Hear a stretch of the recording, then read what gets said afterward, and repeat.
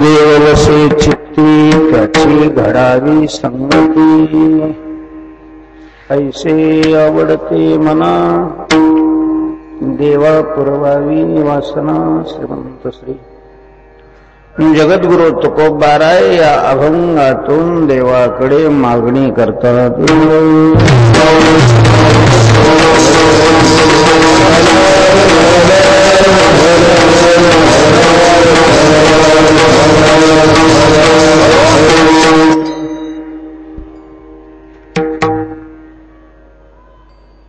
पांडुरंगाकडे मागणी करणारा हा अभंग. आपल्या मनामध्ये अनेक दिवसापासून जी इच्छा घर करून बसलेली होती, त्याच्याकरता आपण खूप प्रयत्नही केले, पण त्या प्रयत्नाला यश आलेलं नाही. ते भगवंताच्या कृपेनं प्राप्त व्हावं म्हणून भगवंताकडे करणारा हा.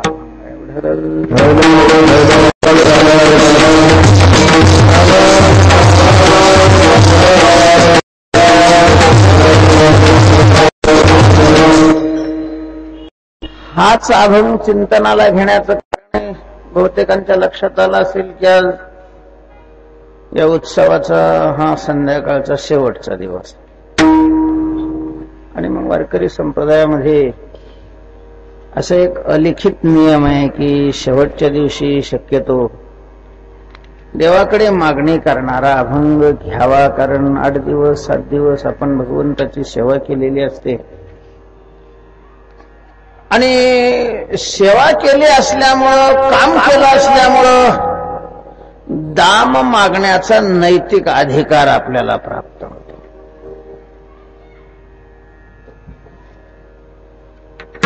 मग काहीतरी देवाकडे मागण्यापेक्षा जे मागितल्यानंतर आपलं चांगलं होईल, हित होईल, कल्याण होईल, अशा प्रकारचं देवाकडे मागावं. आता आपल्याला हे माहीतच नसतं की आपलं हित नेमकं कशात आहे. जरी आपण अनेक अशा प्रकारचे पदव्या प्राप्त केलेल्या असल्या, त्या संसारातल्या व्यवहारातल्या पदव्या आहेत. त्या पदव्या प्राप्त झाल्या म्हणजे आध्यात्मिक हिताचं स्वरूप लक्षात येत आलेलं असतं असं मानायचं काहीही कारण नाही.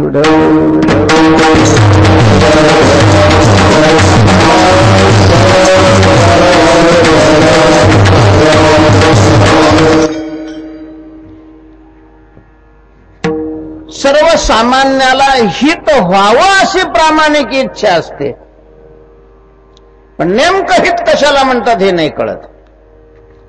आता हिताचं स्वरूपच जर निश्चित नाही तर मग त्याच्या प्राप्तीचं साधन निश्चित असण्याचा प्रश्नच नाहीये. जो कोणी ज्याला हित समजतो त्याच्या प्राप्तीकरता प्रयत्न करतो. आपण समजलं म्हणजे ते हित होतं असं नाही, जे हित असतं ते आपण समजलं पाहिजे.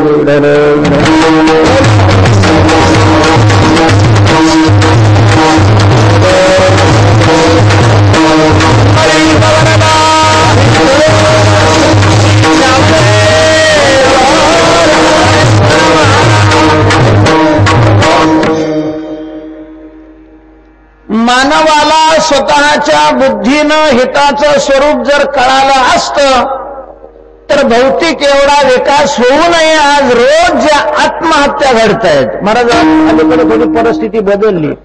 आतापर्यंत 31 माणसं आत्महत्या करत होती.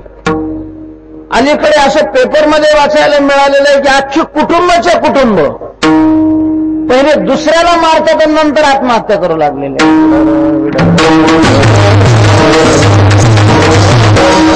तर कल्याणाचं स्वरूप आहे, हिताचं स्वरूप आहे.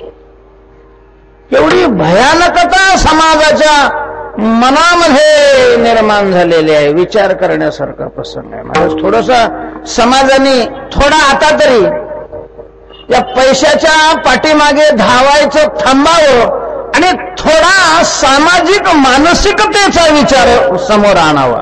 हे असं का घडलंय, कशामुळे घडू लागलंय असं?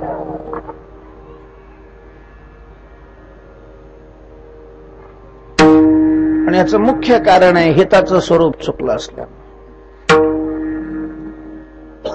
हित आपल्याला नाही कळत, आपल्या आई बापालाही हित नाही कळत, कळालेलं नसतं. कारण त्यांना हित कळालं असतं तर त्यांनी स्वतःच केलेलं असतं. हितमारी ठावी जननी जनका, डावीला लौकिकाचार, ही लौकिक अशा प्रकारचं दाखवतात. हिताचं वास्तव स्वरूप काय आहे ना जन्म देणाऱ्या आईला कळतं, ना बापाला कळतं, ना निवडून येणाऱ्या नेत्याला कळतं. हिताचं स्वरूप संतांना माहित असतं, संतांना कळतं. शोधून आले संत हित जगाचे. संत कोणाला म्हणतात? कीर्तन करणाऱ्याला संत नाही म्हटलं जात. संतांनी कीर्तन केले म्हणून लोकांमध्ये असा समज पसरलेला आहे की कीर्तन करणारे संत असतात.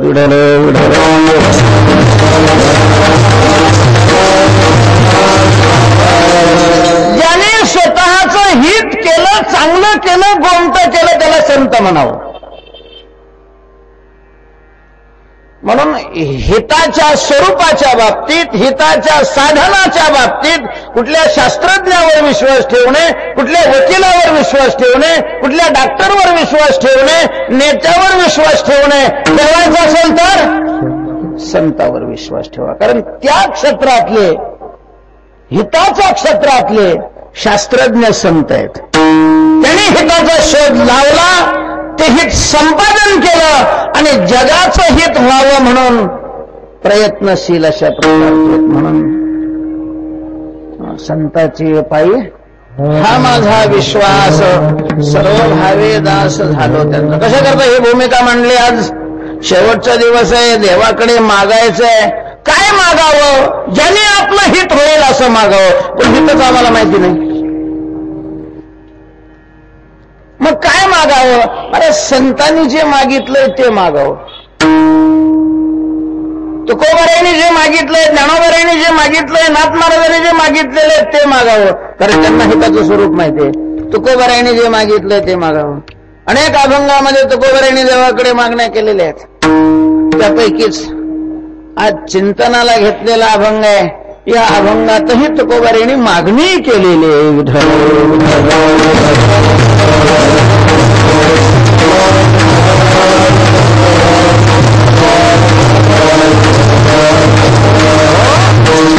आपणही देवाकडे मागणी करतो स्वतंत्रपणे. काय मागतो देवाला आपण?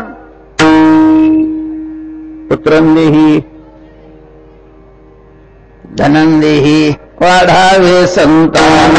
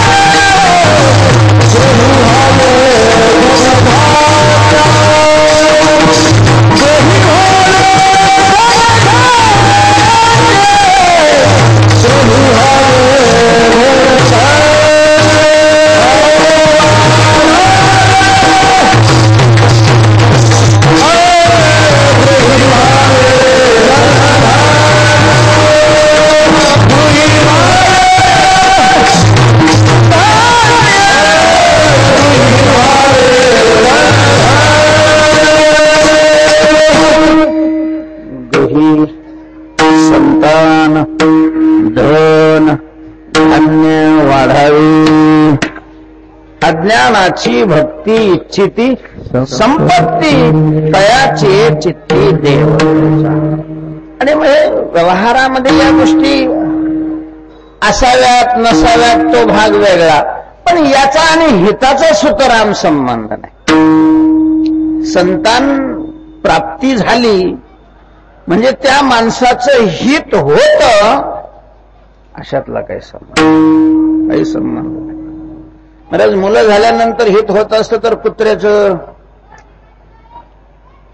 कोंबड्यांचं, डुकराचं आपल्यापेक्षा फार लवकर होईल, कारण अख्ख्या जन्मात माणसाला जेवढे पुत्र होतात तेवढे एका वेळेला त्यांना होतात. त्याच्यामुळे पुत्रप्राप्तीचा आणि कल्याणाचा हिताचा वगैरे काही संबंध नाहीये. ठीक आहे, व्यवहार म्हणून त्या गोष्टी असाव्या वाटणं गोष्ट वेगळी, पण देवाकडे त्याची मागणी करायची काही गरज नाहीये, कारण प्रारब्धाप्रमाणे ह्या सगळ्या गोष्टी घडत असतात. देवाच्या मागणीचं रत्न या सामान्य गोष्टी करता खर्च नाही करावं.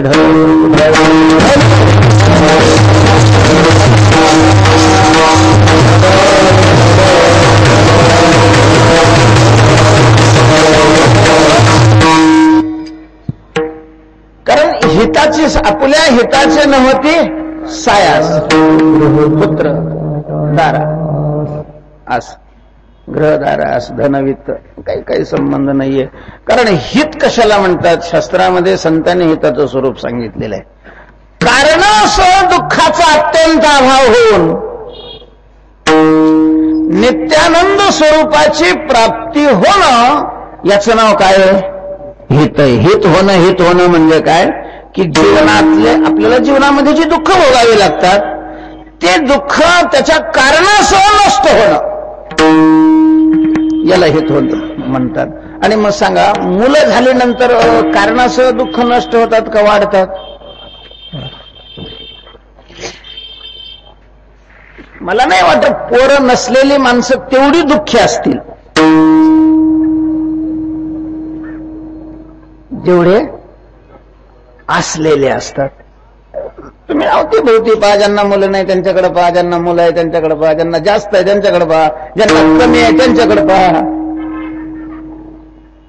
म्हणून असं म्हटलंय, एकपुती रडे, दसपुती रडे आणि निपुती सुद्धा रडे. एकच मुलगा आहे, 5 वाजता येतो म्हणला, 5:15 वाजले की याचेच ठोके वाढायला लागतात. गर्दी आहे, पुढं काय झालं कोणाच ठाऊक आहे. दुःखाची वाढ झाली, संपलं. याचा हिताशी देवाकडे मागत असताना या गोष्टी मागायचं काही कारण नाही, ज्याच्यामुळे हित होईल अशा प्रकारच्या गोष्टी मागाव्या. आणि हित आपल्याला कळत नाही म्हणून संतांनी जे मागितलंय ते मागावं. तुकोबारायने जे मागितलंय ते मागावं. काय मागितलंय तुकोबारायने? त्याचा आणि हिताशी कसा संबंध आहे? का तेच मागावं? अगोदर तुकोबारायने काय मागितलंय, मागणी जीवनामध्ये त्या मागणी तुकोबारायने जे मागितलेलं आहे त्याचा संबंध काय आहे? नक्की हिताचा आणि त्याचा संबंध आहे का? आपल्या कामात आहे का ते? त्याचं चिंतन करू आणि मग आपल्याला वाटलं तर मागायचं, सोडून द्यायचं. नाही तर काय मागितलंय तुकोबारायने अभंगाच्या प्रथम चरण? देववसे चित्ती त्याची घडावी संगती, आवडते मना देवा पुरवावी वासना. तुकोबाराय म्हणतात, हे देवा, हे माझी इच्छा तू पूर्ण कर. काय इच्छा आहे तुम्हाला? तर त्याची घडावी संगती, मला त्यांची संगती घडावी अशा प्रकारची इच्छा आहे. संगतीची मागणी तुकोबारायने केलेली. संगती हा एक जीवनातला अत्यंत महत्वाचा घटक आहे. अशा अनेक गोष्टी जीवनामध्ये की ज्या अत्यंत महत्वाच्या आहे आणि आपल्याकडून दुर्लक्षित केल्या गेलेल्या आहेत. अशा अनेक गोष्टी आहेत की काही किंमत नसते आणि आपण त्याला फार महत्व देतो.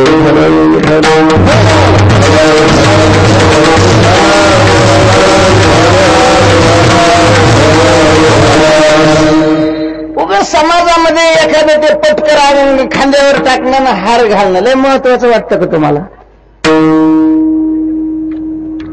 सत्कार, सत्कार हा एक घटक जो चौकडेत चालतो. मान ज्याला म्हणतात, मान फार महत्वाची वस्तू आहे. मान नावाची काय होतं? पोट भरतं, रोग जातो, बुद्धी तीव्र होते, पुण्य होतं.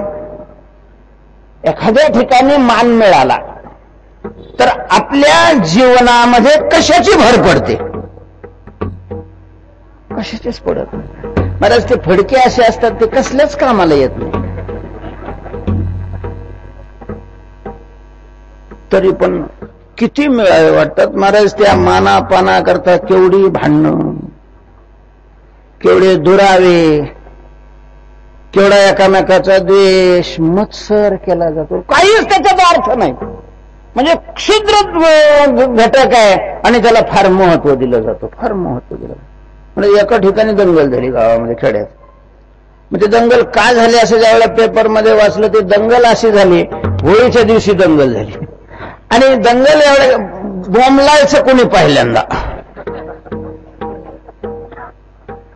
ज्यांच्याकडे मान होता ते वेगवेगळे राहिले. पाटलाचा मान सार्वजनिक होळीच्या जवळ पहिल्यांदा बोंबलायचा. आणि मग ते अलग अलग झाले, त्याच्यात पुन्हा पार्टिशन झालं. हा एका पक्षाला, तो एका पक्षाला. मग ह्याचे जमून आले आणि त्याचे जमून आले. कसं काय तो अगोदर बोंबलतोय, आम्ही बोंबलणार अगोदर. म्हणजे बोंबलण्यामुळं बोंबाबोंब. म्हणजे किती क्षुद्र अशा प्रकारचा घटक आहे हा मान. हा मी कशाकडे सांगितलं की आपण अशा अनेक गोष्टी जीवनामध्ये त्याला महत्व दिलेलं आहे की ज्याचा हिताशी सुतराम संबंध नाहीये. थोडंसं आपण जर आत्मनिरीक्षण केलं तर आपल्याच लक्षात येईल की आपण किती मूर्ख आहे.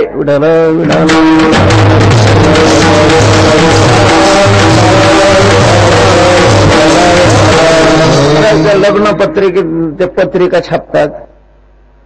काय एक एक पत्रिका 200-200, 300-300 रुपयाची राहील. पुस्तकच केवढं महत्व दिलं जातं त्याला. बरं काय उपयोग आहे त्याचा. बारीक त्याच्यावर चिठ्ठी, त्याच्यावर तारीख आणि वार समजला. आणि असं मोठं 200 रुपयाची एक छापली, त्याच्यावर काय असतं, पेढा. त्याच्यावर तेच लिहिलेलं असतं. जे छोट्या पत्रिकेवर असतं त्याच्यावरच तेच लिहिलं. पण त्याच्याकरता पैसे किती खर्च केले जातात, लाखो खर्च केले जातात. तेवढे जर सत्कर्मामध्ये लावले तर तुझ्या बापदादाला बी काही चांगलं थोडंफार पुण्य मिळेल त्याच्यातून, की ज्याने हरामखोरासारखं लोकांचं चोरून कमवून तुझ्या नावावर ठेवलं. आपण जीवन जगत असताना किती प्रवाहात वेगाने वाहवले जातो. एवढे सुशिक्षित बनलो आपण, एवढी शाळा शिकलो, एवढ्या अधिकारावर आहे. भगवंताने आपल्याला बुद्धी दिलेली आहे, त्या बुद्धीला चालना दिलेली आहे. तर त्या बुद्धीचा काही प्रत्येक गोष्ट करत असताना वापर करावा असं आपल्याला वाटतच नाही. माझं त्याचा उपयोग काय आहे बुवा, त्याच्यामुळे जीवनामध्ये आपल्या काय फरक पडणार आहे, दुर्लक्ष केलं जातं. आणि ज्याचा खास उपयोग आहे जीवनामध्ये त्याच्याकडे दुर्लक्ष केलं जातं. असे अनेक घटक आहे. त्यापैकी संगती आहे. आपण कधी विचार करतो संगती करत असताना, कोणाच्या जवळ बसत असताना, कोणतं पुस्तक वाचत असताना, काही दृश्य पाहत असताना, कोणाशी बोलत असताना, कोणाच्या मनामध्ये आठवण करत असताना हा विचार करतो का याच्या संगतीत गेल्यामुळं आपल्यावर याचा काय परिणाम होईल. कधी करा विचार. मला संगती हा इतका महत्वाचा भाग आहे की मनुष्य सज्जनही संगतीनं बनतो आणि दुर्जनही संगतीनं बनतो. तुम्हाला इतिहासातले 2 दाखले सांगतो. एक संगतीनं कसा सज्जन झाला आणि दुसरा संगतीनं कसा दुर्जन झाला. थोडक्यात एका गावातला एक वैदिक अशा प्रकारच्या परंपरेमध्ये जन्माला आलेला ब्राह्मण, काशीला जाऊन 12 वर्ष ज्याने अध्ययन केलेलं आहे. न्याय, मीमांसा,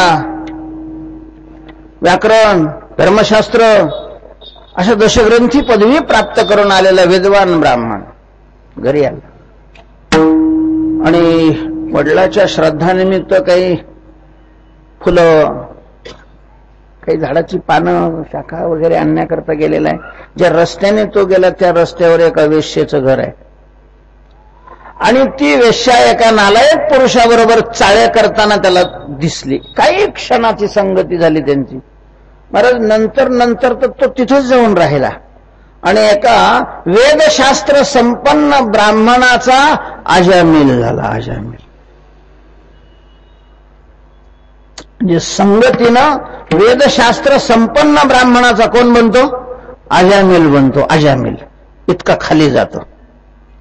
आणि दुसरा घटक आहे वाटमाऱ्या करण्याचा धंदा. शुक्रवार सकाळी लावूनच रस्त्याने आला पहिली फरशी कुराड त्याच्या मानेवर टाकायची आणि मग त्याचे खिसे चापवायचे. हा ज्याचा धंदा, म्हणजे वाट चोऱ्या नाही, तर रस्त्याने येणाऱ्याला मारणं हे ज्याचं काम आहे, धंदा आहे. अशा प्रकारचा, ज्याचं नाव काय आहे, वाल्या. वाल्या किती मारले त्याने त्या रस्त्याला येणारे, ज्याची गणती नाही. आणि त्याला संगती नारदाची झाली, तीही काही कालापुरती, थोड्या वेळापुरती झाली. बरेच त्याचा वाल्मिकी ऋषी बनला. वाल्मिकी ऋषी, नारदाची संगती थोडा वेळ झाली तर वाटमाऱ्या करणारा ऋषी बनतो. आणि नालायक माणसाची संगती थोड्या वेळ झाली तर वेदशास्त्र संपन्न असणारा अजामिल बनतो. एवढी संगती महत्वाची आहे.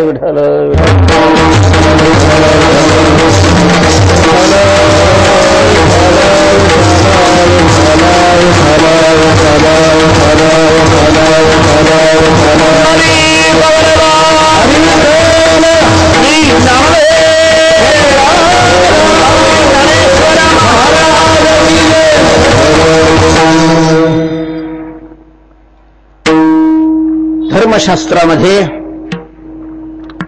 पाप आणि पुण्याचे वर्णन आलेले आहेत. आज किती लोक पाप मानतात आणि किती लोक पुण्य मानतात हा भाग वेगळा आहे, संशोधनाचा विषय. मानावे की नाही मानावं तोही आजचा आपला विषय नाहीये.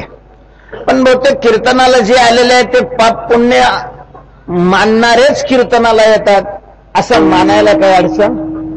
आपण तर मानतोच ना पाप पुण्य. कधी मानत तुम्ही? पुण्याची गणना हे पाठेल सगळ्याला.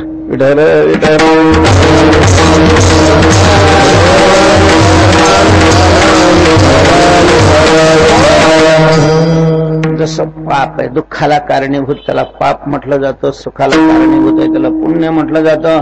निषिद्ध कर्म केल्यानंतर जे घडतं त्याला पाप म्हटलं जातं. विहित कर्म केल्यानंतर जे घडतं त्याला काय म्हटलं जातं? पुण्य. अशा प्रकारचं म्हटलं जातं. असं पुण्याच्या आणि पापाच्या शास्त्रामध्ये खूप खूप काय केलेले आहेत, व्याख्या केलेल्या आहेत. तर त्यामध्ये पापात 3 प्रकार सांगितलेले आहेत: उपपाप, पाप आणि महापाप. पुन्हा काही पाप, वाचिक पाप, मानसिक पाप हे प्रकार वेगळे.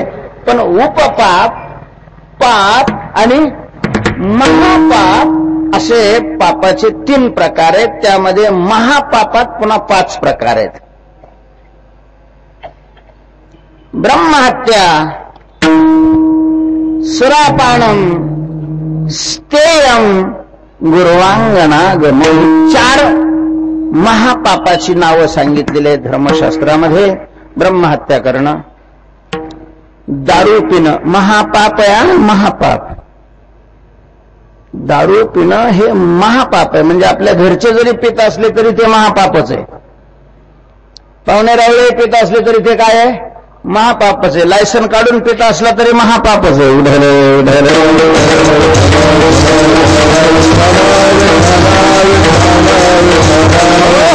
असं कसं काय झालं आमचं, असं म्हणत जाऊ नका. म्हणून हे पुन्हा पुन्हा सांगतो. सुरापानम, स्तेयम, चोरी करणं महापाप आहे. आणि गुरुवांगनागम, गुरुस्त्रीशी गमन करणं महापाप. हे 4 महापाप सांगितलेले आहेत. म्हणजे तुम्ही तर 5 आहे असं सांगितलं आणि 4चीच नावं सांगितली. ही 4 महापाप. याच्यापैकी एखादं महापाप जो करतो त्याच्या संगतीत बसणं 5वं महापाप.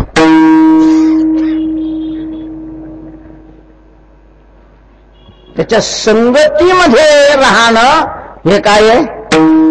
महापाप आहे. महापाप. तुम्ही पित नाही पण पिणाऱ्याची जर संगती करत असाल तर तुम्हीही महापापी आहात.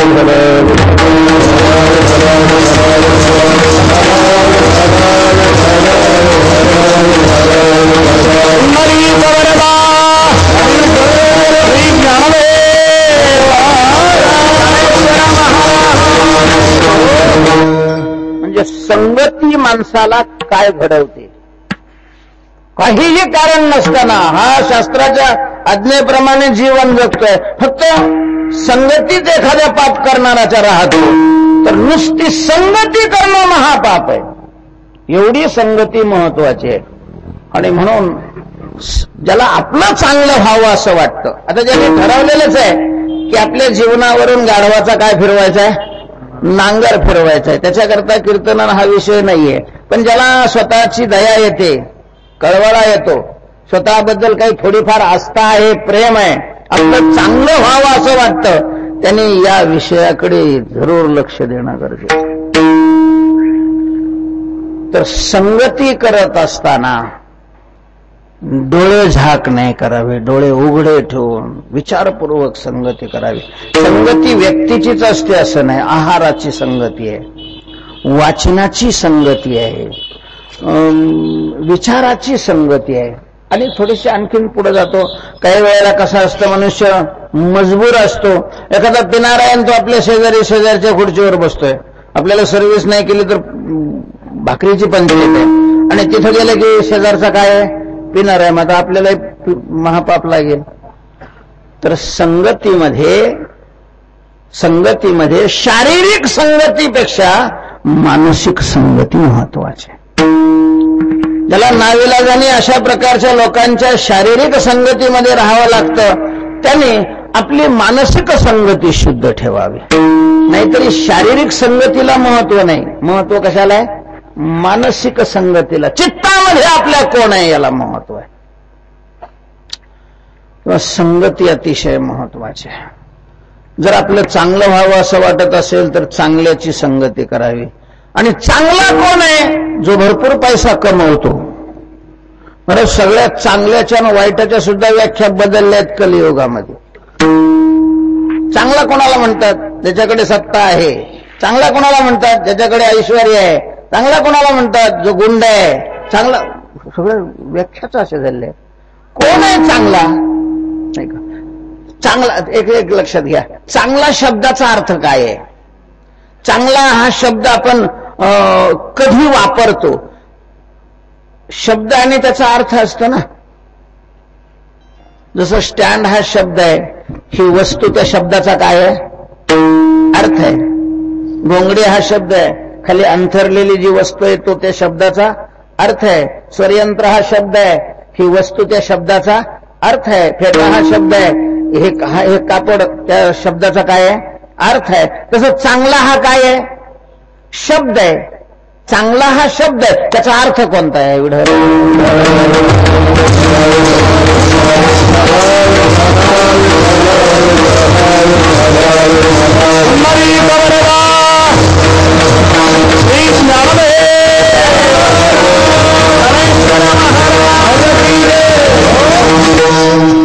चांगल्या शब्दाचा अर्थ काय आहे नेमका. आपण चांगलं कधी म्हणतो, कशाला म्हणतो, भाजी चांगली झाली. पण त्या भाजीला म्हणतो ज्याच्यात मिरची जास्त आहे तिला, त्याच्यात मिरचीच नाही तिला, तसा नाही संबंध. मग जी खाल्ल्यानंतर याला सुख होतं, जी खाल्ल्यानंतर ज्याला सुख होतं त्याला ती भाजी काय असते, चांगली असते. मग महाराज काही तिखट खाणारे माणसं असतात, त्यांना तिखट लागली तर ती चांगली म्हणतात. त्यांना तिखट चालतच नाही, त्यांना जर ती चांगली आहे घ्या म्हणून त्यांनी जर तोंडात घातलं तर हा हा हा करत होतो. काय भाजी आहे कधी, आग आहे आग. याचा अर्थ, चांगला शब्दाचा अर्थ आहे सुख. चांगला म्हणजे सुख, आणि दुःख रहित सुख ज्याच्या जवळ आहे तो चांगला. कोण आहे चांगला जगामध्ये, तर जो सुख स्वरूप आहे तो चांगला आहे. पैशावाला चांगला नाहीये. जर तो सुख स्वरूप असेल, सुखी असेल तर मग चांगला आहे, नाही तर चांगल्याचा काही संबंध नाहीये. सत्तेवाला चांगला असं म्हणायचं, सुखी आहे का तो, सुख आहे का त्याच्याजवळ, सुख वाटेवरची ठाई, असं आहे का. सुख चांगलं आहे. सुख म्हणजेच परमात्मा, अर्थात देव ज्याच्या जवळ आहे, सुख ज्याच्या जवळ आहे. म्हणून देवाला चांगलं म्हटलेलं आहे. देव चांगला चांगला तुका लागला चरणी. संगती करायची असेल तर चांगल्याची संगती करावी. आणि चांगला शब्दाचा अर्थ सुखी, वरून दिसणारा नाही. एक लक्षात घ्या, कपड्यावर बंगल्यावर सुख नसतं अवलंबून. हे मनातून काढून टाका की फार मोठा बंगला ज्याचा आहे तो सुखी असतो, फार मोठा पैसा ज्याच्या जवळ आहे तो सुखी आहे. कारण सुख हा अंतःकरण धर्म आहे. बंगला हा सिमेंट विटा, लोखंड याचा धर्म आहे. सुखाचा त्याचा अजिबात सुतराम संबंध नाही. तुम्ही जर थोडस स्थिर चित्त करून पेपर वाचत असेल तुमच्या लक्षात येईल की बंगल्यात 7व्या मजल्यावर उड्या टाकलेले उदाहरण आहेत. कालच्या पेपरमध्ये एका अभिनेत्रीनं आत्महत्या केलेली आहे. काल पेपर आहे इकडे नाही माहित नाही, पुणे जिल्ह्यामध्ये आलेलं. काय कमी असतं अभिनेत्रीला? ती काय कीर्तनकार आहे का? त्या उभा राहिल्यावर मग लोक यायला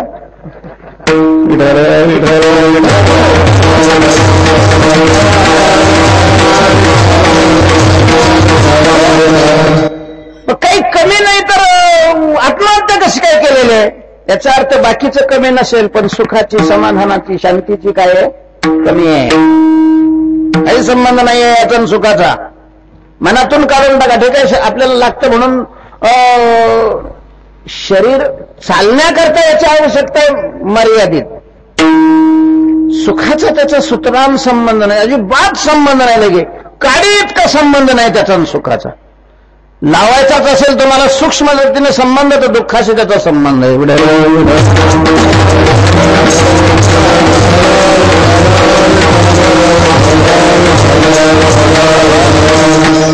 तेव्हा सुखी कोण आहे? देव ज्याच्या जवळ आहे तो सुखी आहे. म्हणून चांगला ज्यांनी ज्याच्या जवळ देव आहे तोच चांगला आहे. देव चांगला आहे आणि मग देव ज्याच्या जवळ आहे वा देव स्वरूप जो झालेला आहे तो काय आहे? चांगला. चांगल्याची संगती करावी, अर्थात संतांची संगती करावी. तुकोबाराय देवाकडे मागतायत की देवा आम्हाला त्याची संगती दे. कोणाची संगती? संताची असा शब्द नाही वापरला. तुकाराम महाराजांची एक हातवटी आहे. वर्णन करत असताना संतांचं वर्णन जरी असलं तरी संत असा सामान्य शब्द न वापरता त्या संतांचं लक्षण तुकोबारायांनी जवळजवळ प्रत्येक ठिकाणी सांगितलेलं आहे.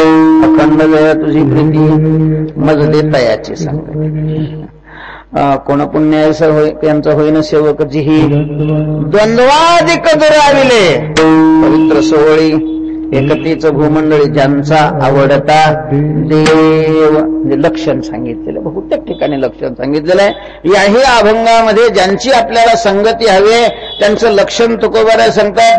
देव वसे चित्ती त्याची घडावी संगती. चित्ती देव वसे ज्याचे त्याची संगती घडावी.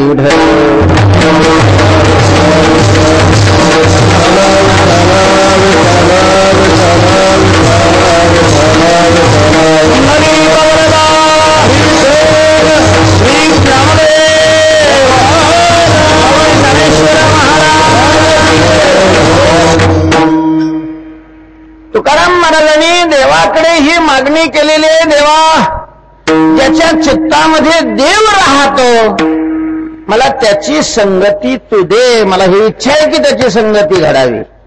मला जिथं हा प्रश्न येतो की ज्याच्या चित्तामध्ये देव राहतो त्याची संगती देवाकडे मागण्याची काय गरज आहे? आपण जाऊन करायची संगती त्याची. संगती अशी काही फार मोठी वस्तू आहे का की ज्याच्याकरता देवाकडे मागणी करावी लागते? तुम्हाला ज्याच्या चित्तात देव राहतो त्याची संगती करायची तर मग देवाकडे मागणी करायची काय गरज आहे? आपण जायचं आणि त्यांच्या संगतीमध्ये राहायचं. बरोबर राहणं म्हणजे संगती. मला इतकं सहज वस्तू असती तर तुकाराम महाराजांनी देवाकडे मागितलंच कशा करता असतं.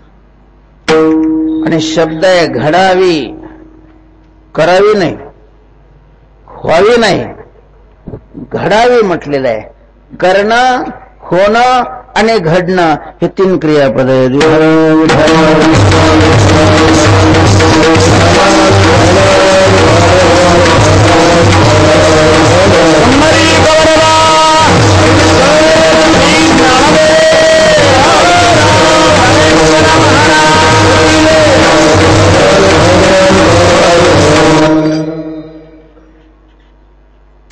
करणे हे क्रियापद कधी वापरलं जातं? ज्यामध्ये पुरुषाचा प्रयत्न प्रधान असतो. ज्या कृतीमध्ये पुरुष प्रयत्न प्रधान आहे तिथं करणे. माणसं लग्न करतात, शेती करतात, करणं आला. जिथं पुरुष प्रयत्न प्रधान नाही दैव प्रधान आहे नशीब प्रधान आहे, प्रारब्ध प्रधान आहे, तिथं मग करणे नाही होणे, लग्न केले जातात, मुलं होत असतात, शेती करतो आपण, पीक येत असत. तिथं पुरुष प्रयत्न काय करतो, कमी पडतो. तिथं प्रारब्ध बलवान आहे. जिथं प्रारब्ध बलवान आहे तिथं होणं, जिथं प्रयत्न बलवान आहे तिथं करणं, आणि जिथं प्रारब्ध आणि प्रयत्न दोघांची शक्ती चालत नाही, केवळ देवाची कृपा जिथं काम करते तिथं घडणं कोण जाणे कोणा घडे उपासना. म्हणजे अशांची संगती करावी मिळावी नाही, घडावी. संतांची संगती अति दुर्लभ आहे, दुर्लभ. नारद महर्षीने भक्तिसूत्रामध्ये असं म्हटलेलं आहे, विठ्ठल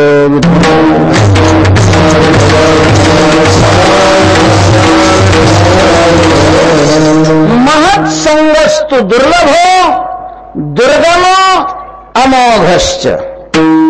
महत्संग हा महात्म्यांचा संघ, महात्म्याची संगती दुर्लभ आहे, दुर्लभ. सहजासहजी नाही मिळत, कोणालाही नाही मिळत, नाही का. अनेक गोष्टी दुर्लभ आहेत, त्याही पेक्षा संतांची संगती दुर्लभ आहे. नाथ महाराजांनी एका ठिकाणी म्हटलेले आहे, चंद्रामृत सुखे सेवये. चंद्राच्या चांदण्यातून चंद्रातून अमृत खाली स्रवत, आणि म्हणून उन्हाळ्यामध्ये सुद्धा 300 फूट बोर घेतला तर ओली माती निघत नाही, नुसता काय उडतो, फुफुटा उडतो. तिथंही झाडाला पालवी फुटते, त्याला फुलं येतात आणि अमृतासारखी गोड फळं येतात. पाणीच नाहीये खाली. 300 फूट बोर घेतलं तरी कोरडा गेलेला आहे, आणि त्या जमिनीवर असणाऱ्या झाडांना हिरवीगार अशा प्रकारची पालवी कशी फुटते? त्याला कोण अशा प्रकारचा पोषक आहार पोहोचवतो? तो कोण पोहोचवतोय? चंद्र पोहोचवतो. चंद्राच्या अमृताने ते वृक्ष वाढत असतात. त्या चंद्राच्या अमृताचं प्राशन करण्याची हातवटी माणसाला नाही. भगवंताने ती हातवटी चकोर नावाच्या पक्षाला दिलेली आहे. चकोरा चंद्रामृत खावले असं अनेक ग्रंथामध्ये लिहिलेलं आहे. तुम्हाला नसेल विश्वास तर तुम्ही संशोधन करू शकता त्याच्यावर. माणसाला वाटतं ते अमृत मिळावं म्हणून माणसं मग त्या कोजागिरी दिवशी वर्गच्चीवर जाऊन दूध तापवतात उघड भांडत होऊन. त्याच्यात ते अमृत पडावं आणि मग ते सगळ्याला प्यायला देतात, पितात. ते काय अमृत किती राहतं काय माहिती. जर एखाद्या वेळेला जास्त पिलं तर याला पोट गडगड होतं. काहीच अमृत.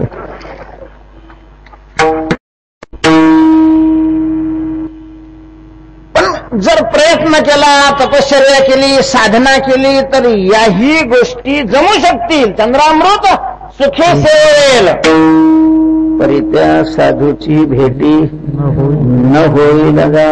त्याच्याही पेक्षा संतांची भेट दुर्लभ आहे. बहु अवघड आहे संत भेटी. दुर्लभ हा दुर्गम हा. ती प्राप्त करणं अतिशय कठीण आहे. का कठीण आहे? तर त्याच्याकरता पुण्य लागतं, आणि तेही निष्काम पुण्य लागतं. महाराज सांगतात, निष्कामता निज दृष्टी, निष्कामता निज दृष्टी अनंत पुण्य कोट्यानुकोटी. किती लागतं पुण्य? कोटी गुणिले कोटी गुणिले अनंत. बघा कॅल्क्युलेटर चालू करून. अनंत गुणिले कोटी गुणिले कोटी एवढं काय लागतं? पुण्य लागतं. रोकड्यालाही जती पाठवाटी तय होय भेटी हरिप्रियाची. अर्थात दुर्लभ आहे, दुर्गम आहे. पण जर संगती झाली तर अमोघश्च. मग मात्र व्यर्थ जात नाही, फुकट जात नाही. त्याला अशांची संगती घडते. त्याचं काय होतं? कल्याणच अशा प्रकारचं झाल्याशिवाय राहत नाही. पण दुर्लभ आहे. आपण प्रयत्न करून ते मिळण्यासारखं नाही. प्रयत्न तर करावेच लागतात, पण प्रयत्नाबरोबर देवाची कृपा आवश्यक आहे. तरी जग जेठी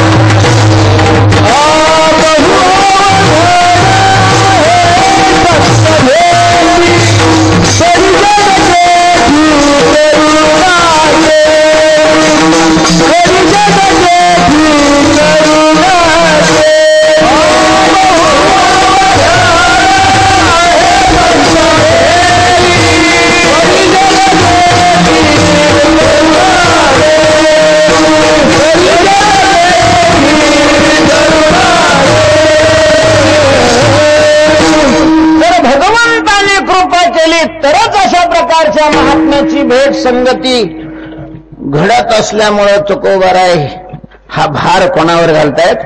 देवावर घालतात. देवा माझी पुरवावी वासना, त्यांची संगती घडावी ही जी इच्छा आहे ती माझी तू पूर्ण कर. कोणाची? तर देव वसे चित्ती, ज्याच्या चित्तामध्ये देव राहतो. वसे शब्दाचा अर्थ राहणं. वसवसते या धातूपासून वस शब्द देव चित्तात राहतो. म्हणजे देव चित्तात राहतो त्याची संगती घडावी असं तुकाराम महाराज म्हणतात. पण देव चित्तात राहतो हे जे लक्षण केलेलं आहे, हे लक्षण निर्दुष्ट आहे का? शास्त्रामध्ये लक्षणाला खूप महत्व असतं. प्रतिज्ञेला महत्व नाही. बडया उपयोग होत नाही. त्याचं लक्षण करावं लागतं. लक्षणेने वस्तूची सिद्धी होत असते. नाही प्रतिज्ञा मात्रेने वस्तू सिद्धी, किंतु लक्षण प्रमाणाभ्याम विठ्ठल विठ्ठल.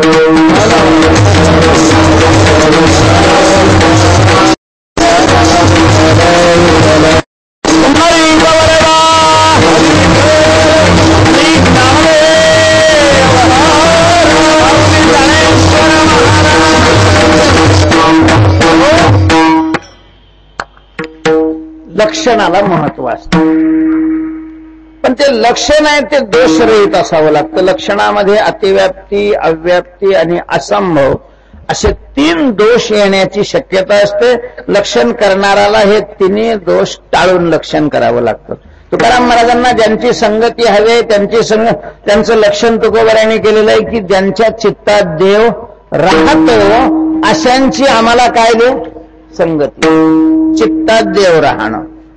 आता अतिव्याप्त शब्दाचा अर्थ आहे ज्याचं लक्षण केलेलं आहे त्याच्यावर जाऊन अन्य वस्तूवर जाणं. विठ्ठल विठ्ठल.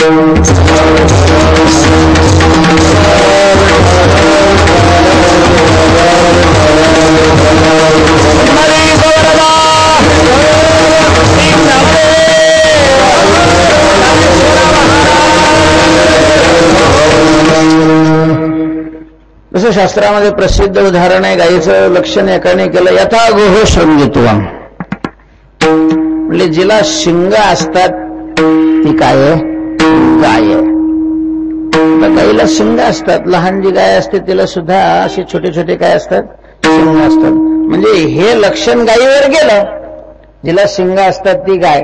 पण ते गायीवरच गेलं असं नाहीये. गायीवर जाऊन पुन्हा गाय नसणाऱ्या दुसऱ्याही पशुवर ते गेलं. म्हशीला सुद्धा काय असतात?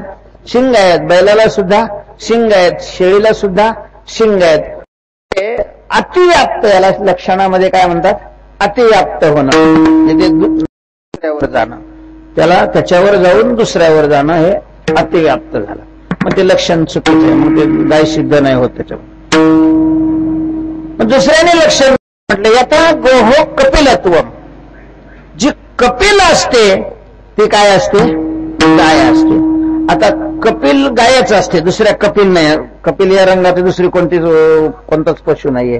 गाय कपिल असते. ते कपिल गायीवर गेलं, पण कपिलच गाय आहे असं नाही. पांढऱ्या गायी आहेत, तांबड्या पण गायी आहेत, वेगवेगळ्या रंगाच्या गायी आहेत. त्यांच्यावर ते लक्षण गेलं नाही. लक्षण कमी पडणं त्याला अव्याप्त दोष म्हणतात. जास्त होणं अतिव्याप्त दोष, कमी पडणं अव्याप्त दोष, आणि लगेच त्या वस्तूवर न जाणं त्याला असंभव म्हणतात. तिसऱ्या ह्याला म्हणलं तुम्हाला काय गाईचं लक्षण कर, मी येतो, मी करतो गाईचं लक्षण. म्हणलं काय गाईचं लक्षण? ज्या पशुला एकच खुर असतं त्याला गाय म्हणावं. पायाला खुर किती असतं? एक असतं. असं जर लक्षण केलं तर ते कुठल्याच गायीवर जात नाही.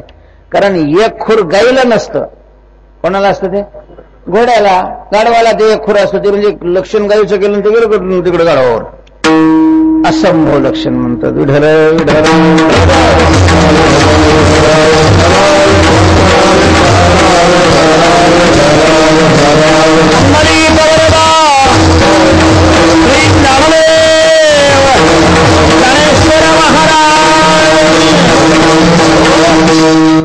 तुकाराम महाराज संतांचं लक्षण करतात देव वसे चित्ती, ज्यांच्या चित्तामध्ये देव राहतो.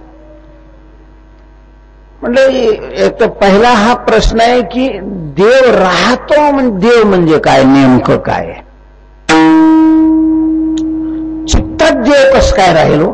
देवळात देव राहतो म्हटलं तर ठीक आहे. इथं ज्याच्या देवळात देव आहे त्याची संगती घडावी असं नाही म्हणत ना. ज्याच्या चित्तामध्ये देव आहे त्याची संगती, तेव्हा देव चित्तात कसं काय राहील? देव चित्तात राहतो या शब्दाचा नेमका अर्थ भाव काय घ्यायचा, काय तुकोबारायांना काय म्हणायचंय चित्तात देव राहतो या दृष्टीनं? एक तर देवाचे मुळात दोन प्रकार शास्त्रकारांनी केलेले आहेत. देवाव ब्रह्मणे रूपम मूर्तंच्या मूर्तमेवच. एक सगुण आणि दुसरा निर्गुण. देवाचे औपाधिक दोन प्रकार आहे. एक निर्गुण परमात्मा आहे, दुसरा सगुण परमात्मा. तेव्हा देव राहतो तर मग निर्गुण राहतो का सगुण राहतो? सगुणामध्ये पुन्हा तीन प्रकार आहेत. सगुण निराकार, सगुण साकार आणि अर्च. देव एकच देवाचे हे चार प्रकार आहेत. निर्गुण निराकारालाही देव म्हणतात, सगुण निराकारालाही देव म्हणतात, सगुण साकारालाही देव म्हणतात.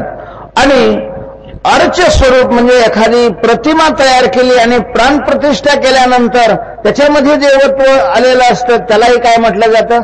देव म्हटलं जातं. तेव्हा देव असे चित्ती मग निर्गुण निराकार चित्तात राहतो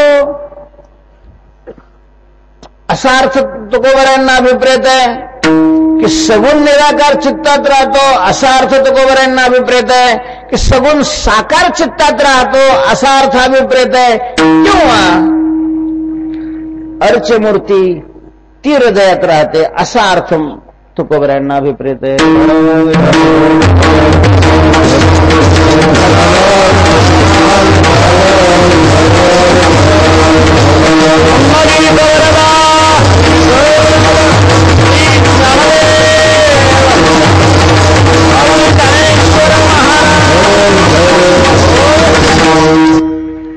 त्यामध्ये निर्गुण निराकार परमात्मा ज्याच्या चित्तात राहतो त्याची संगती आम्हाला द्या असा जर आपण अर्थ घेतला तर महाराज हे लक्षण अतिव्याप्त होत आहे. कारण सगळ्या जगाचं अधिष्ठान परमात्मा आहे.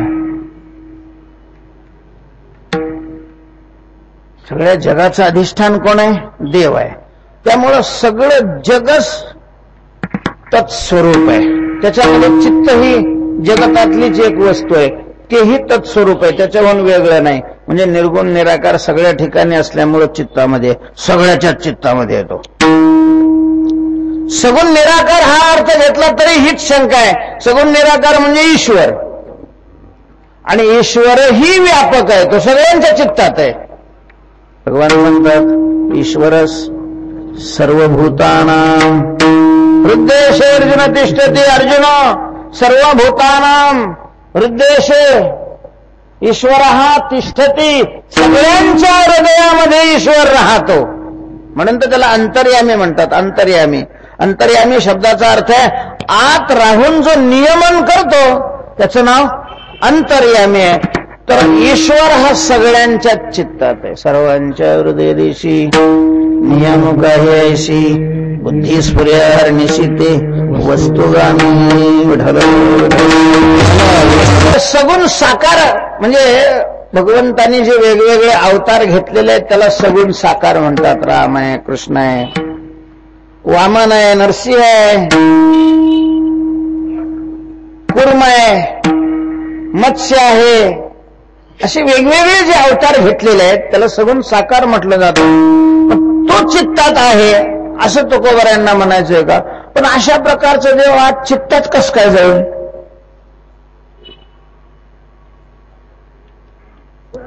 का मंदिरामध्ये जी मूर्ती उभी असते त्याला आपण देव म्हणतो, तो चित्तात आहे. तुकाराम महाराजांना देव वसे चित्ते याच्यातून नेमका अर्थ काय अभिप्रेत असावा?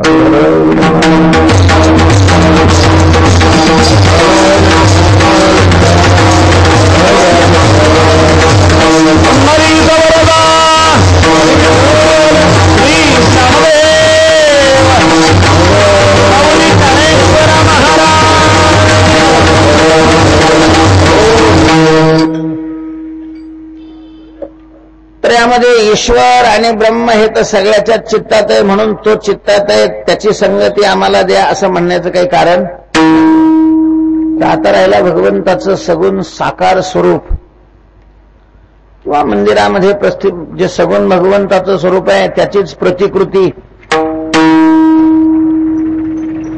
मंदिरामध्ये तयार करून प्राणप्रतिष्ठित केलेली असते. हा देव चित्तात ज्याच्या बसलेला आहे. पण जर चित्तात देव ठेवता येत असला तर लोकांनी मंदिरात कशाला ठेवला असता? मग एक लक्षात घ्या, मंदिरातला देव आपले आतले दुःख नाही दूर करत.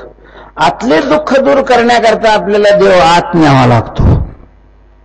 ज्याच्या आत देव आहे त्याचे दुःख नष्ट होतात. ज्याच्या देवघरात देव आहे त्याचे दुःख नष्ट नाही होत.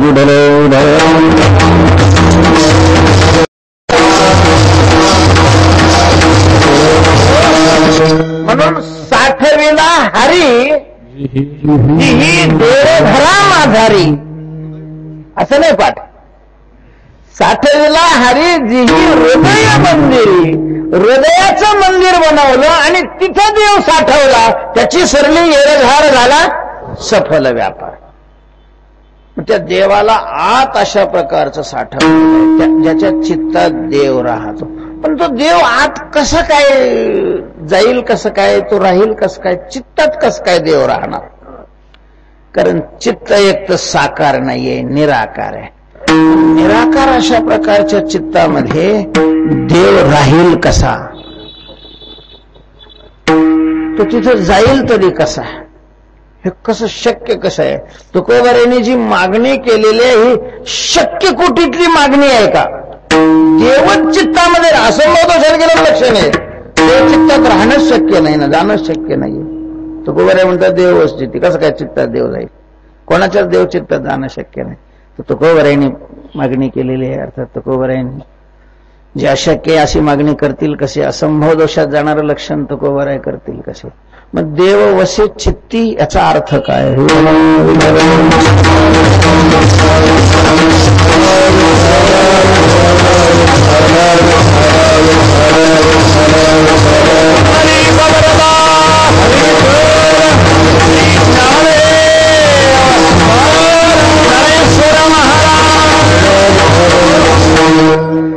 भक्ती रसायन नावाचा ग्रंथ मधुसूदन सरस्वतीने लिहिलेला आहे. संस्कृत मध्ये छोटा आहे. त्याच्यामध्ये फार सुंदर भक्तीचं वर्णन चिंतन केलेलं आहे.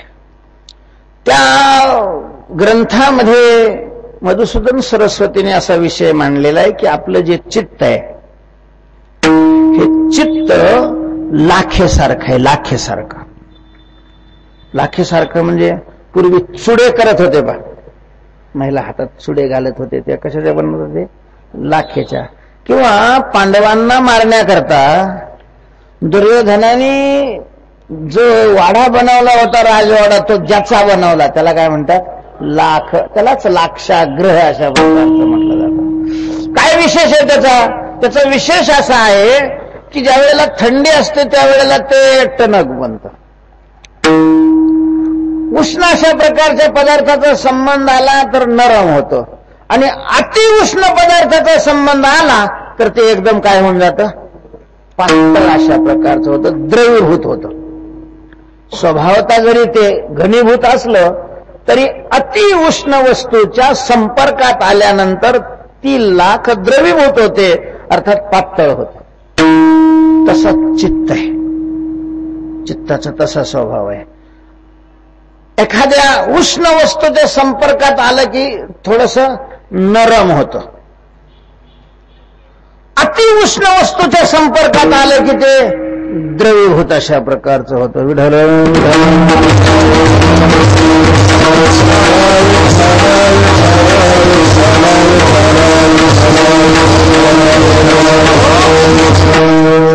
आणि अशा तापक वस्तू कोणत्या आहेत, काम, क्रोध,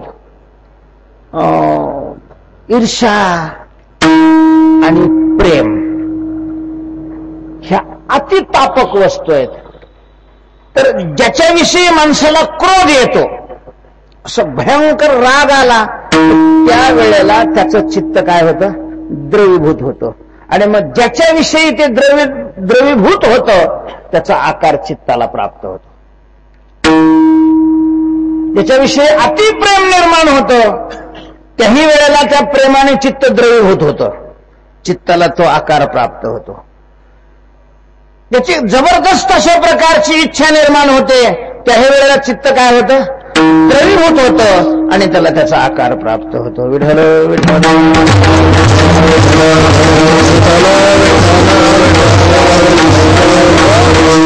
खूप अशा प्रकारची भीती जर एखाद्या वस्तूपासून वाटत असेल माणसाला तर त्याही वेळेला त्या भीतीनं चित्त द्रवीभूत होतं आणि चित्ताला ज्याची भीती वाटते त्याचा काय होतो, आकार प्राप्त होतो.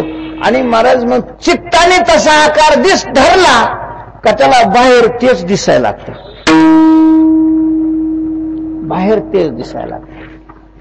आत चित्ताने ज्याचा आकार धारण केलेला आहे त्याला बाहेर तेच दिसायला लागतं. पैशाचा आकार आत धरला असेल तर कुठेही त्याला काय दिसायला लागतो, पैसा. एखाद्या शत्रूचा आकार चित्ताने धारण केलेला असेल तर कशातही त्याला शत्रू दिसायला. कंसाचं वर्णन केलेलं आहे, त्या कंसाची परिस्थिती भीतीनं अशी झालेली होती की तो असा पाणी प्यायला ग्लास घेतला आणि त्याने पाहिलं की त्याला पाण्यातही विष्णू विष्णू आला म्हणायचं, ते पाणी फेकून आरडत पडायचा. जेवायला बसला तर त्याला भाकरीमध्ये सुद्धा कोण दिसू लागला, विष्णू दिसू लागला. याचा अर्थ काय आहे, याचा अर्थ भीतीनं त्याचं चित्त द्रवीभूत झालं आणि विष्णूच्या भीतीनं द्रवीभूत झालं असल्यामुळं त्या चित्ताला विष्णूचा आकार प्राप्त झाला.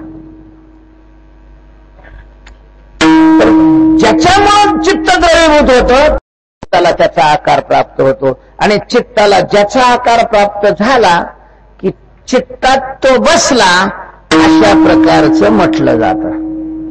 हाय पोराच्या मनात बसलंय, काय म्हणते लोक, गाडीच घ्यायची म्हणते.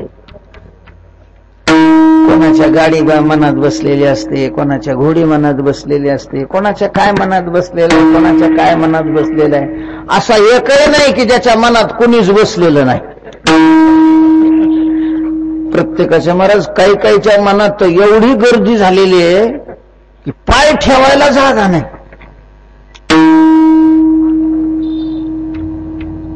आशा पाश शतैर्बद्धा शतैही आशा पाशैही बद्धा, शेकडो अशा प्रकारच्या वस्तूच्या आशा आत बसलेल्या असतात. तसा ज्याच्या चित्तामध्ये देव बसलेला आहे, म्हणजे देवाविषयीच्या प्रेमाने वा देवाविषयीच्या द्वेषाने वा देवाविषयीच्या भीतीनं ज्याचं चित्त द्रवीभूत होऊन त्याला देवाचा काय झालेला आहे, आकार प्राप्त झालेला आहे. महाराज कुठल्या त्या दृष्टीनं होईना आपलं चित्त देवाच्या संबंधित द्रवीभूत होणं गरजेचं आहे. भगवान सांगतात, आगामी एकलानीचे खागे मज येवो ये भलते मार्गे भक्ती विषय विरागे अथवा वैरे. गोपिकांच्या चित्तात तोच बसलेला होता. आत हरी, आत हरी, आत हरी बसला. ज्याच्या आत जे बसलेलं आहे त्याला बाहेर ते दिसतं, पूर्णपणे बसलेला असेल तर. ज्याच्या आत हरी बसलेला आहे त्याला बाहेरही काय दिसायला लागतो मग.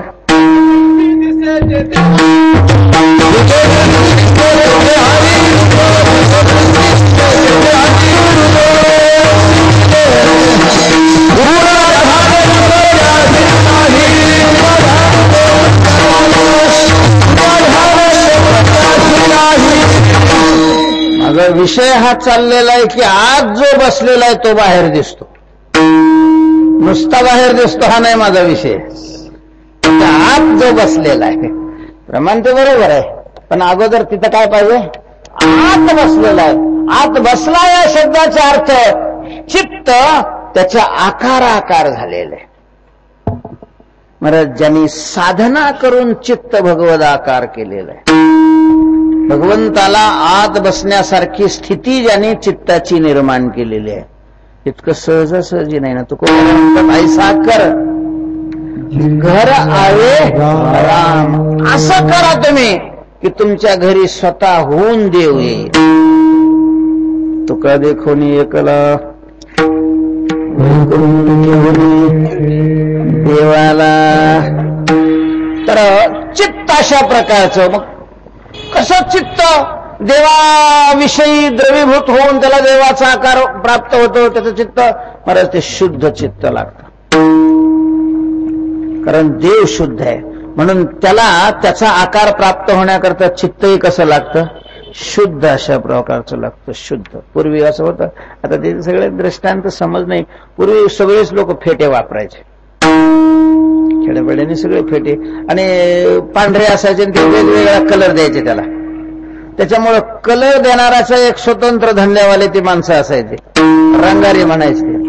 महिन्या 15 दिवसातून प्रत्येक गावाला ते काय करायचे, फिरायचे. म्हणजे असं मंदिराजवळ चावडीजवळ त्यांनी तिथं मांडलं की गावातल्या लोकांनी फेटे आणून त्यांच्याकडे टाकायचे.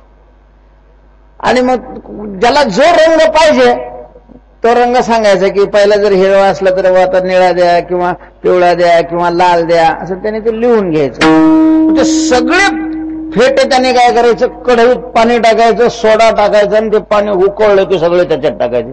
लोक म्हणे येडाय का रे, लोकांनी कलर द्यायला फेटे दिलेले आहेत आणि हा असलेला कलर काय करतो, घालवून राहिला. ते म्हणे तुम्हाला कलर द्यायचं सांगितलं, कलर घालवायचं नाही. ते म्हणे द्यायचं आहे ना, हा चांगला द्यायचा आहे ना, हा चांगला द्यायचा आहे. मग चांगला द्यायचा असेल तर पहिला घालवल्याशिवाय दुसरा नाही देता येत. गाडी जर कलरला लावली तर कलर मारण्याकरता जास्त नाही वेळ लागत, पहिला कलर पहिला कलर घासण्याकरता जास्त वेळ लागतो. तुम्हाला आपण काय करतो, पहिला घासीतच नाही, तसाच वरचा द्यायचा प्रयत्न करतो, तर तिसरा सुरू बोलतो.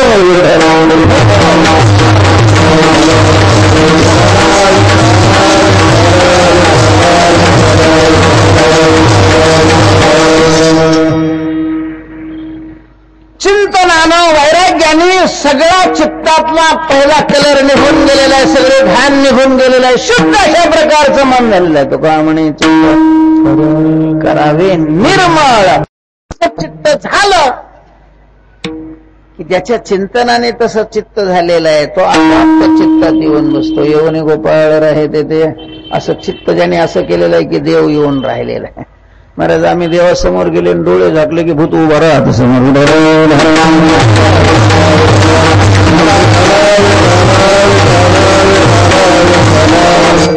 समजायचं आपल्या चित्तात काय अजून देव आलेला नाही, जरी माळा गळ्यात घातलेले असले तरी. गळ्यात माळ घालणं वेगळं, चित्तात देव येणं वेगळं आहे.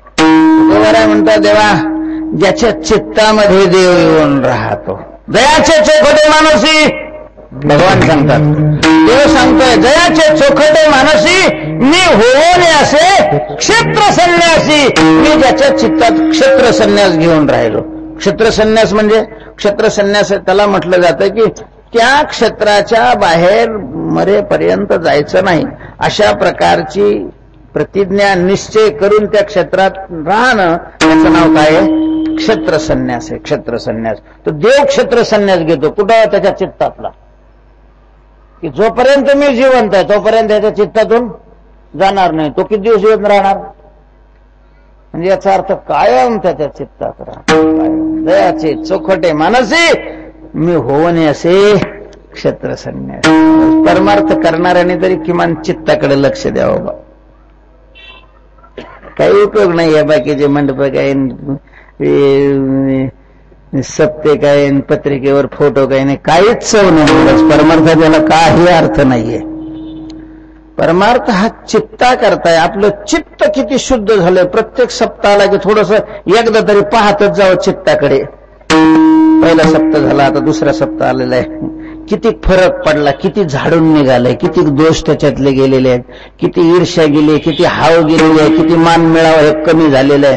आणि ते जर घडत नसेल तर ना कीर्तन करण्याला काही अर्थ आहे, ना भजन म्हणण्याला काही अर्थ आहे, ना करण्याला काही अर्थ आहे, ना सत्य करण्याला काही अर्थ आहे.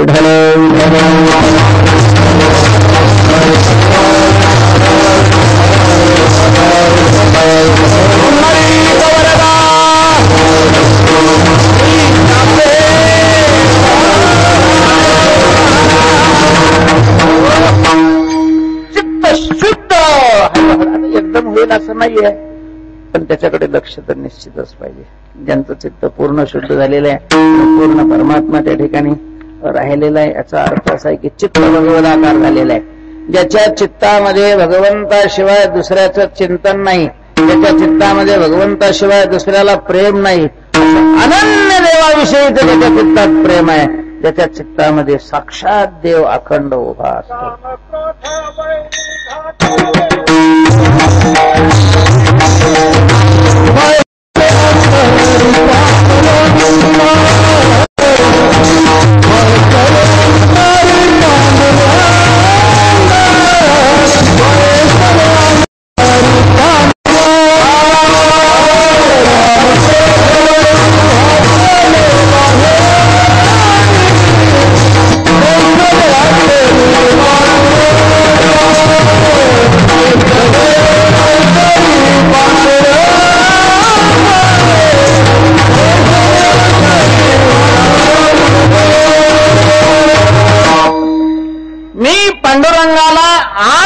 बसण्याकरता काय केलं महाराज सांगतात.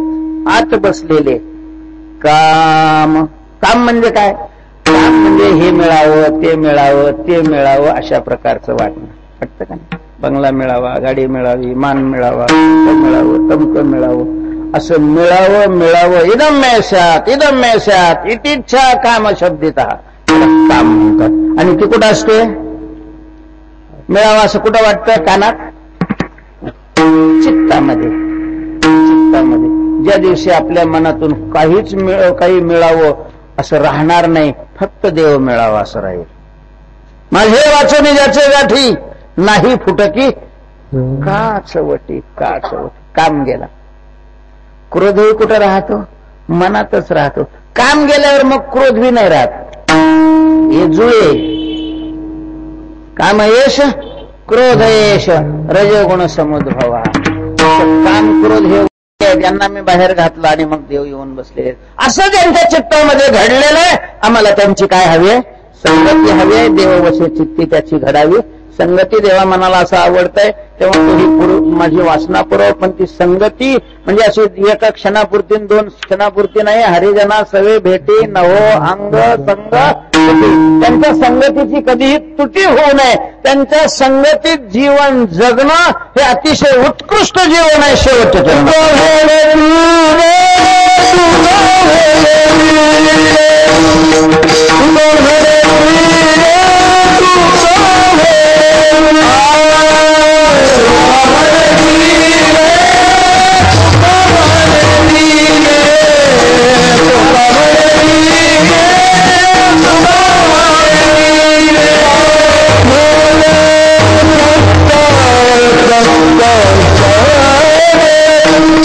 Hello.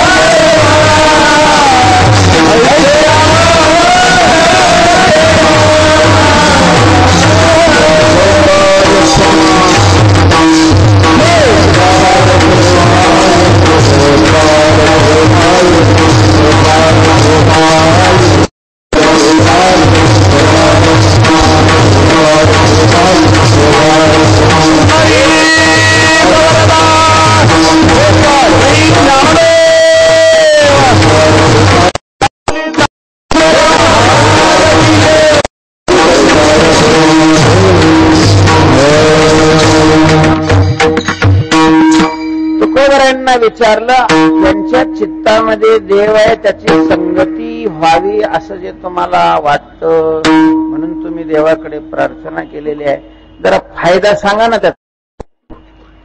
अशा महात्म्याची संगती जर मिळाली तर फायदा काय? कारण प्रयोजनमनुदिश्य न मंदोपी प्रयोजन. फायदा माणसाला कळाल्याशिवाय कोणीही कोणत्याही कामामध्ये घुसत नाही. पहिलं कळावं लागत मिळणार काय. अशांची संगती केल्यानंतर काय मिळणार? कशा करता तुम्हाला अशांची संगती हवी वाटते? तुकोबाराय म्हणतात की अशा महात्म्यांच्या संगतीमध्ये मिळणार काय? काय लाभ आहे? महाराज एक लाभ नाही, लाभच लाभ आहेत. एकतर अशांची संगती मिळणं हाच लाभ. सेवी संत जोडे महालाभ राशी, तुका म्हणिलासी नाश नाही, तुका म्हणिलासी नाश नाही. सेवी संत जोडे महालाभ राशी, तुका म्हणिलासी नाश नाही, तुका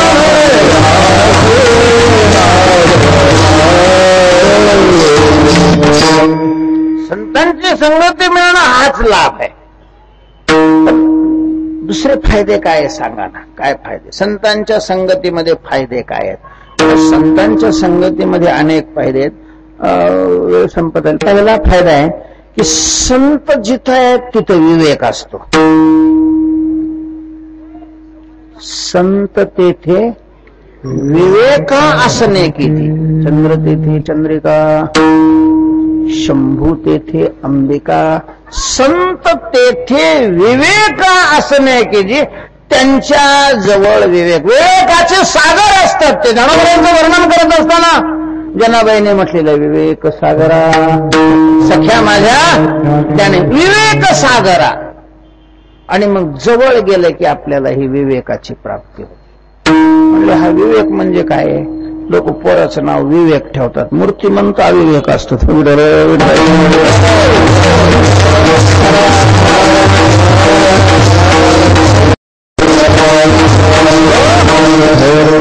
बरं, आज समाजाला खरी गरज विवेकाची. विवेकाची दुष्काळ आहे विवेकाचा. संसारी माणसाच्या जवळ विवेक नाही याच्यात आश्चर्य नाही. परमार्थामध्ये जीवन जगणारी जी माणसं आहेत त्यांच्याही जवळ विवेकाचा काय अभाव दिसू लागलेला आहे. अभाव. वास्तविक ज्ञानोबारायणी तुकोबारायणी नाथ महाराजांनी ही जी ग्रंथ संपदा तयार करून ठेवलेली आहे तर ती एवढ्याच करता की विवेकाचा दुष्काळ संपावा. फिटो विवेकाची वाणी हो काना मना, जिनी देखे आवडे तो खाणी. ब्रह्मविद्येची फिटो विवेकाची वाणी. जगातला विवेकाचा दुष्काळ संपो म्हणून ग्रंथ केले. पण मला नाही वाटत की त्यांची अपेक्षा अजून पूर्ण झाली. ग्रंथ तयार झालेले, ग्रंथाची पारायण होतात. ग्रंथातला विवेक पारायण करणारे किती प्राशन करतात हा भाग वेगळा.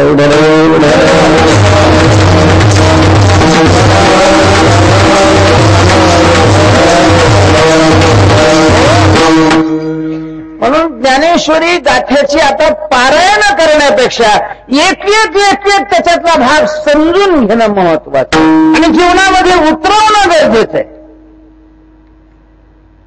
एका सप्ताहामध्ये एक ज्ञानेश्वरीचा अध्याय समजून घ्यावा कोणाकडून तरी. पारायणाचे सप्ते करण्यापेक्षा आता इथून असे सप्ते करावे. पारायण हे एक अनुष्ठान आहे. पारायणाने पुण्य होतं. पण संतांनी ग्रंथ केवळ पारायण करण्याकरता निर्माण नाही केलेले. हितावरी यावे कोणी बोलिलो या भावे नवे विनोद उत्तर केले रंजावयाचा. तर त्या ग्रंथामध्ये ज्ञानोबारायणी तुकोबारायणी जे ज्ञान अशा प्रकारचं ग्रथित केलेलं आहे ते ज्ञान उघड होऊन समाजाच्या मनापर्यंत पोहोचण्याची गरज आहे. बरेच जनावरे तुकोबऱ्याची संतांनी मोठी क्रांती केली आणि हे ज्ञान समाजापर्यंत कसं पोहोचेल प्रयत्न केला. पुन्हा समाज पुराण काळाकडे चाललाय. आता ज्ञानेश्वरीच्या प्रवचनाला नाही, रामायण आणि भागवताला गर्दी राहते. रामायण भागवत श्रवण करू नये हा भाग नाहीये, अमृत आहे ते. पिबत भागवतम रसमालयम म्हटलेलं ते गोड आहे, कानाला गोड लागतं, पण त्याच्यामध्ये विवेक तुम्हाला सापडणार नाही. कथा आहेत, रंजक आहेत, रंजक करून सांगितल्या जातात. त्याच्यामध्ये वाद्याचा पुन्हा समावेश म्हणजे सगळा रजोगुण वाढवला जातो. या कथा ज्ञानेश्वरी गाथ्यातून जर आपल्याला पाहायला मिळाल्या तर त्या जास्त पोषक ठरतील. त्यामुळं गाथ्याचं चिंतन, ज्ञानेश्वरीचं चिंतन, भागवताचं चिंतन असं जर आपण जास्त केलं तर संतांच्या असणारा जो विवेक आहे त्या विवेकाचे काही अंश आपल्याकडे येतील. कारण विवेक महत्वाचा आहे. विवेक शब्दाचाच अर्थ खरं आणि खोटं कळणं आणि खोट्याचा त्याग करून खऱ्याचं ग्रहण करणं, याला विवेक. जसं दूध, पाणी मिश्रित दूध जर राजहंसापुढे ठेवलं आणि त्यांनी चोच त्याच्यात घातली का तो फक्त त्याच्यातलं काय ग्रहण करतो? दूध ग्रहण करतो. तसं जगातलं जेवढं सार आहे तेवढं सार ग्रहण करण्याची शक्ती आपल्या ठिकाणी येणं याचं नाव विवेक आहे. फार गरज आहे महाराज, फारच गरज आहे, फार गरज. तेव्हा संतांच्या संगतीत पहिला फायदा विवेक मिळेल. विवेकाला वैराग्य प्राप्त होईल. तैशी संसार समजता जाणीचे वेळ नित्यता वैराग्य देवडीता पाठीला गे.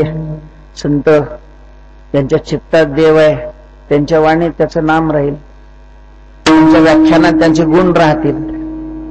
मग त्यांच्या संगतीत गेला की आपोआपच आपल्याला भगवंताचं नामस्मरण ऐकायला मिळेल, नामस्मरण करायला.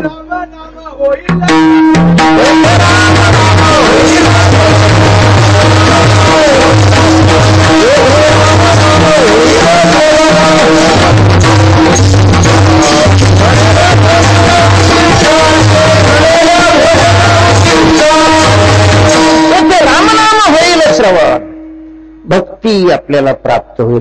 आणि सगळ्यात महत्वाचं भगवत विषयक जे ज्ञान आहे ते ज्ञान त्यांच्या संगतीत आपल्याला मिळेल. असे लाभच लाभ असल्यामुळे ज्ञानाने हिताची प्राप्ती होते. म्हणून तुकोबाराय म्हणतात, देवा मला त्यांची काय दे? संगती दे. आपणही देवाकडे प्रार्थना करू, देवा नको आम्हाला पैसा देऊ, नको आम्हाला असं काही गाड्या घोड्या देऊ, आम्हाला ज्याच्या चित्तात देव बसलेला आहे, तू बसलेला आहेस, अशाची संगती दे. म्हणजे तुम्ही करा ना जाऊन, आपल्याला काय कळतं कोणाच्या चित्तात काय आहे ते? महाराज आपली अशी स्थिती आहे, आपल्या चित्तात काय आहे ते कळाना गेलं आपल्याला. नेमकं आपल्या चित्तात काय आहे हेच कळाना गेलं. माणसं देवळात दर्शनाला जातात आणि कोण कोण आलंय तेच जास्त पाहतात. आपल्या चित्तात काय आहे हेच कळाना गेलं.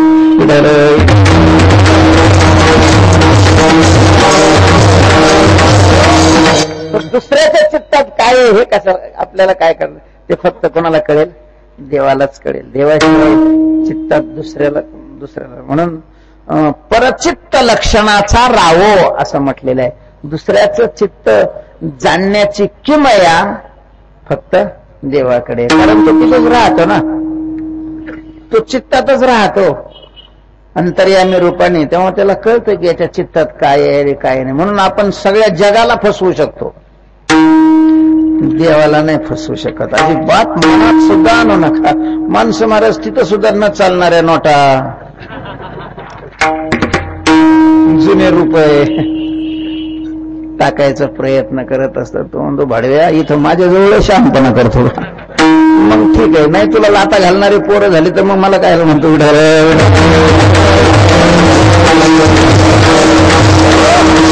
देव असे चित्ती त्याची घडावी संगती. ज्ञानेश्वर